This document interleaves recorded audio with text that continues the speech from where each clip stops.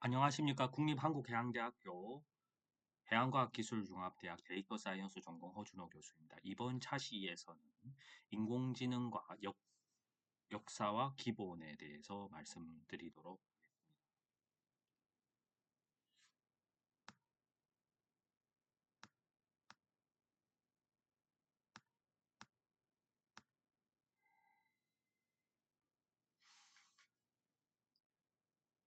인공지능과 빅데이터의 개념, 역사 기본 원리를 소개하기 앞서서 저번 주차에서 말씀드린 바와 같이 어, 과거에 컴퓨터 공학 혹은 빅데이터 학과 그리고 최근에 뭐 신설되고 있는 데이터 사이언스 학과 등의 효시 학과는 어, 전산학과입니다. 전산학과.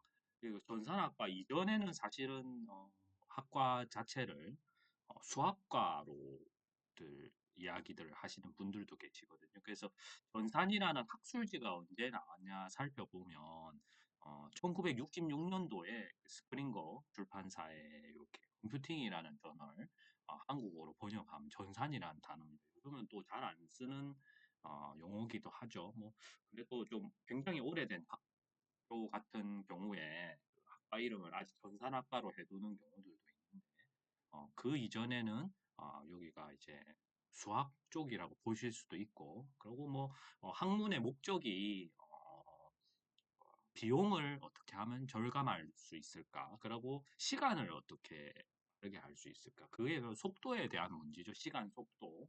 그래서 뭐 시간 복잡도 공간 복잡도를 더 빠르게 하기 위한 그러니까 뭐 최적화를 어떻게 해서 시간을 더 빠르게 할 수 있을지 그런 것들이 또한 이슈기도 했거든요. 근데 그 인공지능이라는 단어들을 먼저 그 재정립하신 존 메카시 교수님들에서는 어, 이게 나중에 미래에 이제 모든 것들이 자동화될 것이다. 미래에. 그래서 거의 뭐 미래를 예측했죠. 또한 뭐 지금 존 메카시 교수님은 미국인이셨고 이제 돌아가셨고 미국인이신데 그 외에는 또한 인공지능과 이런 이제 수학 분야에 유럽에서는 뭐 유럽에서는 엘렌 투닝 전 교수님이시죠. 엘렌 투닝 교수님을 먼저 이야기를 또한 하기도 하고 그래서 이제 그 학문들이 시작이 되고 이제 쭉 이제 그 가장 이제 혁신적인 제품들은 결국에 이제 1980년대 PC의 등장.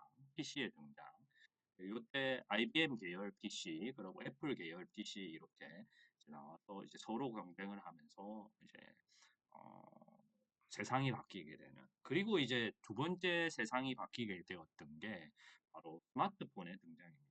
실상 뭐 2007년 이제 제안을 하고 2008년도부터 이제 판매를 했었었죠. 그래서 2010년도 이때부터 클라우드 컴퓨팅과 모바일 컴퓨팅 이런 내용들이 나오고 그리고 이제 클라우드 다음에 엣지 컴퓨팅 이제는 뭐 사실 이제 지금은 이제 엣지 컴퓨팅이 이제 다음 이제 기술인데 어찌 보면 그 이후에 나중에는 지금 나오고 있는 것들과 함께 나중에는 인지 컴퓨팅 모든 것들이 이제 생각대로 다 이제 그 이루어질 수도 있는 그러면서 누가 그 소프트웨어 제품이 만들었던 제품들이 생각도 하고 모든 데이터들을 빅데이터들을 수집을 해서 사용자들의 패턴을 수집을 해서 추천을 하는 거죠. 그래서 추천하는 이런 의 시스템 굉장히 지금 사실 잘 만든 데가 어찌 보면 지금 여러분들이 막 많이 보고 계신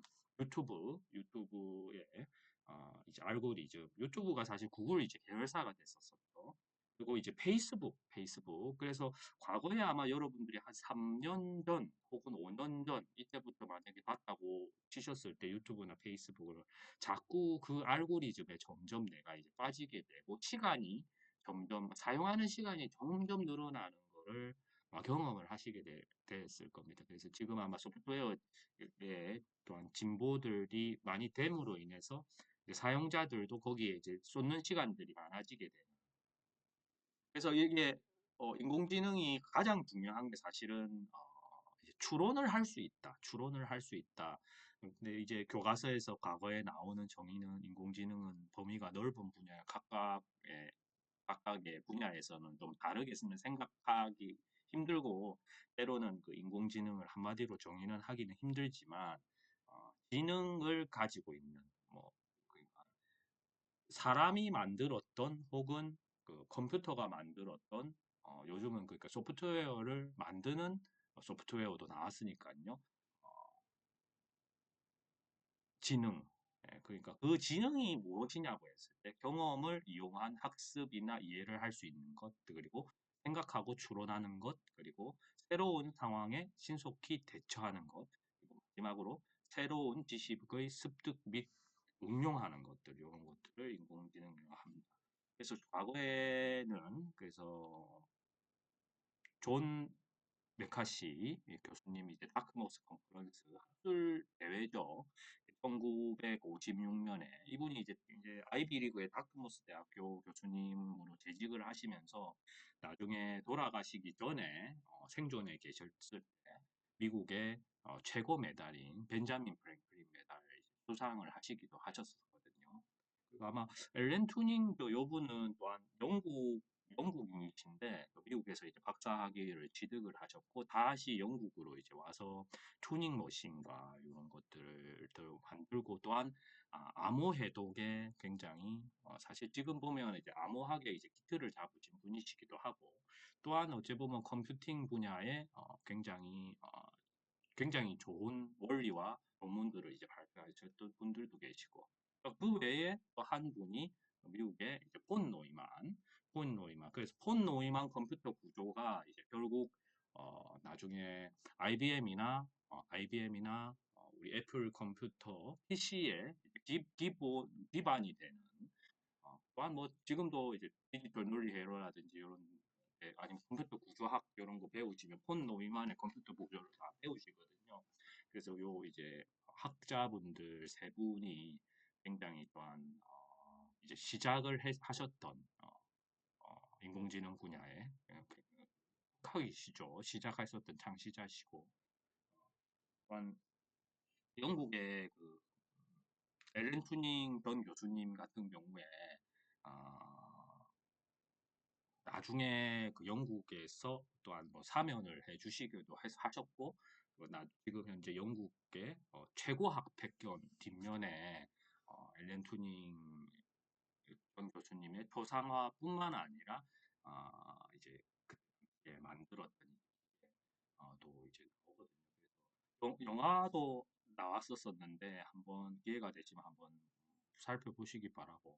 근데 이때 이제 1960년대, 60년대, 70년대 초반 요때까지 인공지능에 대한 기대와 증폭 그리고 사실상 이제 2차 세계대전 이후에 많은 투자와 연구비, 국방 관련된 투자죠. 그래서 미국뿐만 아니라 영국이라든지 이렇게 많이 이제 투자들도 했었었고, 근데 조금 국제적 정세가 좀 안정이 되기도 하고, 또한 계산 기능이 한계가 있고, 그러니까 뭐 과거에는 저기 수학자들이나 뭐 전산학과가 나오기 전이니까요. 이런 수학자분들이나 이제 관련 컴퓨터 기자재들을 이용을 아, 하지만 결국 이제 수식으로 표현해서 폭탄이 어디에 떨어졌을 때 파편이 얼마만큼 튀고 하기 때문에 여기서 폭탄을 폭발시켜야 된다. 뭐 그런 과거에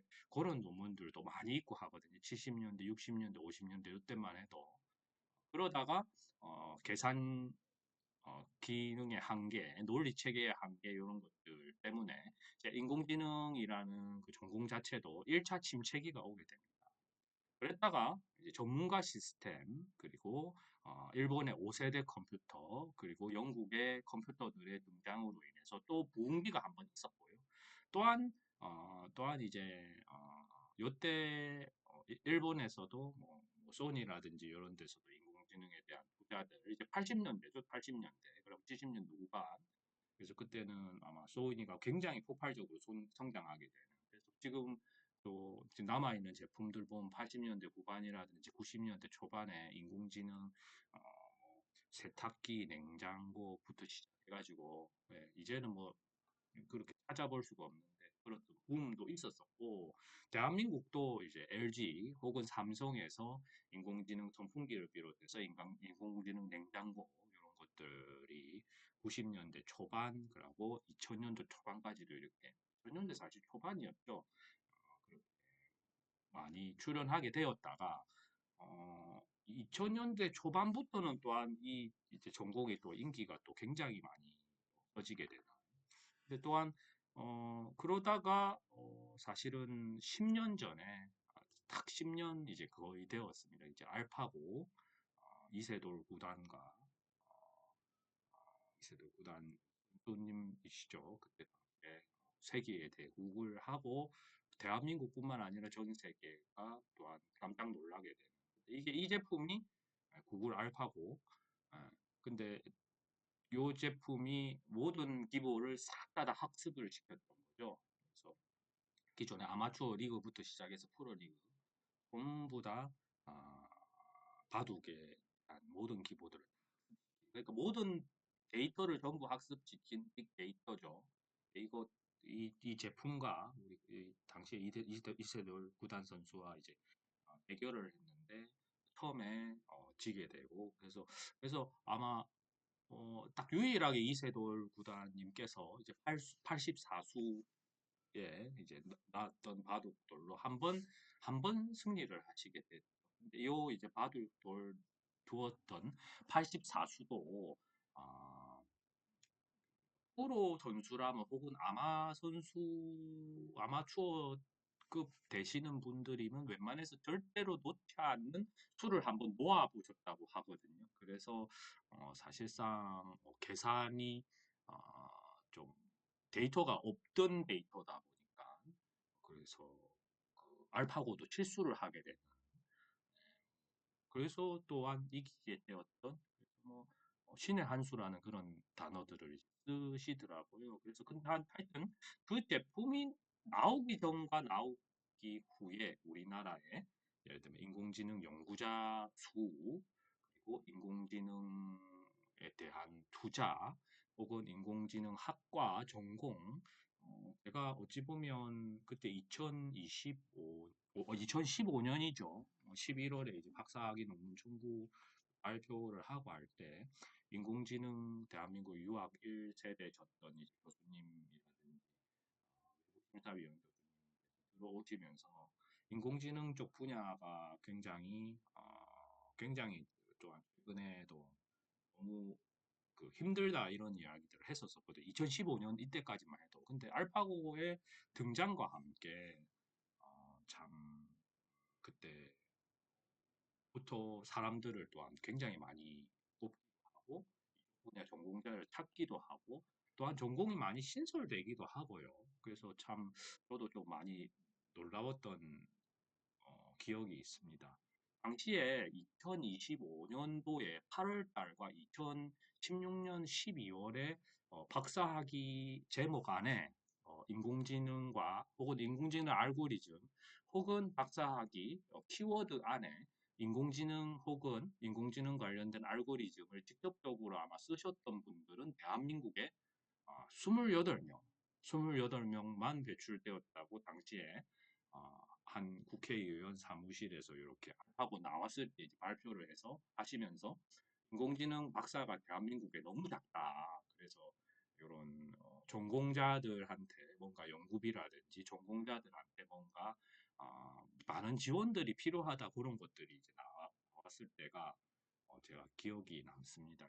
그만큼 이제 전공자들도 사실은 알파고가 나오기 전만 해도 굉장히 작았고 또한 뭐 물론 석사 과정이나 석사를 하셨던 분들 상당히 있는데 박사로 인공지능 하기가 조금 두려울 만큼 왜냐면 그때 옛날에 2000년도 초반까지만 해도 퍼지 시스템이 굉장히 유행했습니다 사실 그때까지만 해도 좀 사람들을 많이 뽑다가 갑자기 이제 이게 또 이제 인공지능 겨울기죠 침체기가 또 오다 보니까 거의 그 채용 시장에서 뭐 교수님뿐만 아니라 일반 대기업들도 그렇게 선호하는 전공이 아니다 보니까 예, 많이 안 뽑던 이게 참 특이하죠. 요즘은 또 인공지능뿐만 아니라 빅데이터 분야도 지금 교수 채용도 굉장히 많이 하고 굉장히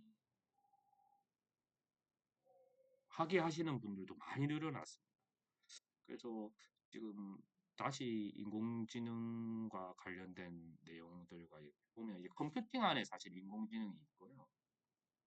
그 안에 이제 머신러닝이라는 것은 이제 기계 학습입니다. 한국어로 이야기를 하면 기계를 어떻게 학습시킬 거냐는 거죠. 첫 번째로는 머신러닝을 하기 위해서 첫 번째로는 어, 사람이 만든 어,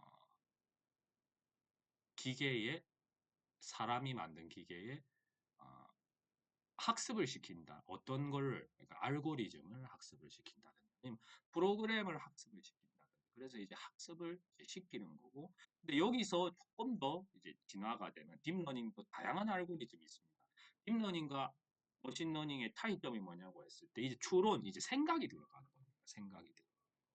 그리고 이제 마이닝이라는 단어들도 있는데 이게 사실 인공지능 쪽 분야들도 상당히 역사가 오래되었고 데이터베이스에서 데이터 마이닝 어떻게 이 데이터를 최적화할 것인가 또한 데이터를 또한 시간 복잡도 공간 복잡도를 줄이면서 빠르게 처리를 할 것인가 혹은 정확하게 처리를 할 것인가 그런 것들에 대한 연구들 뭐 데이터베이스 과목들도 있고 이전부터 이렇게 하는데 이게 다 이제 톱니바퀴처럼 연동이 되고 한 이제 그 왼쪽에 이제 보시면 요거는 이제 R로 다양한 키워드를 이거 사실 이게 이 룰이 R로 이제 분석을 하고 하는 것들이 빅데이터 키워드 분석이죠. 한 10여 년 전, 10여 년 전 SCI 논문이 된다고 했을 때 뭐 R로 분석을 한다고 했을 때, 뭐 지금은 아니지만 지금은 거의 뭐 한 100만 개도 빅데이터 셋이냐고 했을 때 좀 애매하거든요. 근데 10여 년 전에 SCI 논문을 제출을 한다고 했을 때 한 10,000개 이상 키워드면 상당히 이제 큰 데이터 또한 이거를 처리를 뭐 무슨 소프트웨어를 할 거냐고 했을 때 R이나 파이썬 등으로 이제 처리를 해야 된다. 그러니까 사실 엑셀로 처리하기 힘든 굉장히 큰 데이터라고들 이야기할 수 있었죠.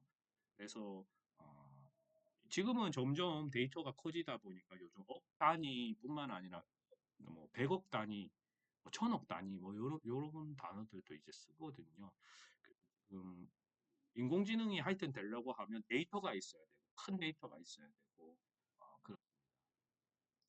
그래서 아마 미래에는 지금 또한 뭐 만들고 있는 것들, 지능용 로봇, 유전체 분석, 컨택티드 홈, 3D 프린팅, 웨어러블 디바이스, 자율주행 자동차, 블록체인, 스마트 도시, 스마트 팩토리, 세뇌 삽입형 기기 등 지금 아마 제품들이 쏟아져 나오고 있고 또한 못 보던 제품들도 갑자기 나오게 되죠. 우리 울산대학교 사업단에서 연관된 것들을 이제 보니까 지금 벌써 HD 현대 계열사에서는 두, 그 용접을 대신해주는 무인 로봇을 만들었더라고요. 이게 지금 테스트 베드라고. 그래서 새로운 제품들을. 근데 만약에 용접을 만약에 해준다고 했을 때 그 로봇이 말입니다. 실패하는 실패했던 것들도 계속 이제 학습을 하고 성공했던 것도 계속 이제 학습을 하고 엄청난 데이터가 사실 많이 필요하고 또한 뭐 이게 어떻게 하면 성공할 수 있을까 또한 뭐 성공률을 어떻게 하면 높일 수 있을까 이런 것들에 대한 다 이제 연구들이죠. 그래서 아마 지금 현재 진행을 하고 있습니다. 그래서 다시 제가 마무리로 하면 1956년도에 고존 메카시 교수님의 아크모스 컨퍼런스를 시작으로 해서 이제 인공지능이 부흥했고 1970년대, 80년대 전문가 시스템 그리고 1990년대, 2000년도에 뉴런 네트워크와 퍼지 시스템 그리고 2000년도와 2010년도에 지능형 에이전트와 머신러닝. 그래서 저는 사실은 이제 지능형 에이전트 분야로 이제 학위를 취득을 했었었고요. 그러면서 이제 딥러닝이 나오게 돼요. 머신러닝 다음에는 딥러닝이거든요. 지금은 뭐냐고 했을 때 인지 컴퓨팅으로 가기 위한 지금 단계이지 않느냐.